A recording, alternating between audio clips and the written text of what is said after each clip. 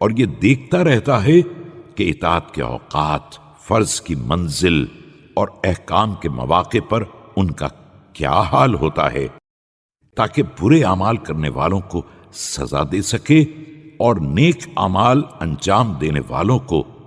بہترین انعام دے سکے۔ خدایا، تیرا شکر ہے کہ تو نے گریبان صبح کو چاک کر کے اس کے ذریعے ہمیں دن کی روشنی سے بہرہ کیا ہے اور قوت کی منزلوں سے آشنا بنا دیا ہے اور مسلسل نازل ہونے والے حادثات سے بچا لیا ہے، اور یہ ساری کی ساری اشیاء، آسمان، زمین، سب تیرے لیے ہے، اور دونوں کے اندر بکھری ہوئی مخلوقات، ساکن، متحرک، مقیم، مسافر، جو شے ہوا کی بلندیوں پر ہے اور زمین کی تہ میں ہے،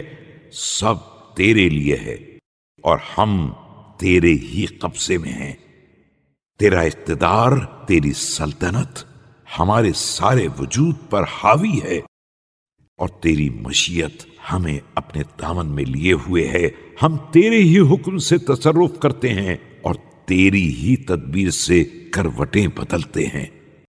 ہمارا حصہ معاملات میں اتنا ہی ہے جس کا تو نے فیصلہ کر دیا ہے، اور خیر بھی وہی ہے جو تو نے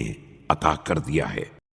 یہ ایک نیا دن ہے، لیکن ہمارا پرانا گواہ ہے جو ہر وقت حاضر رہتا ہے کہ ہم اچھا کام کرتے ہیں تو ہمیں شکر کے ساتھ رخصت کرتا ہے، اور برا کام کرتے ہیں تو مذمت کر کے چلا جاتا ہے۔ خدایا، محمد و آل محمد پر رحمت نازل فرما اور ہمیں اس کی بہترین مصاحبت عطا فرما۔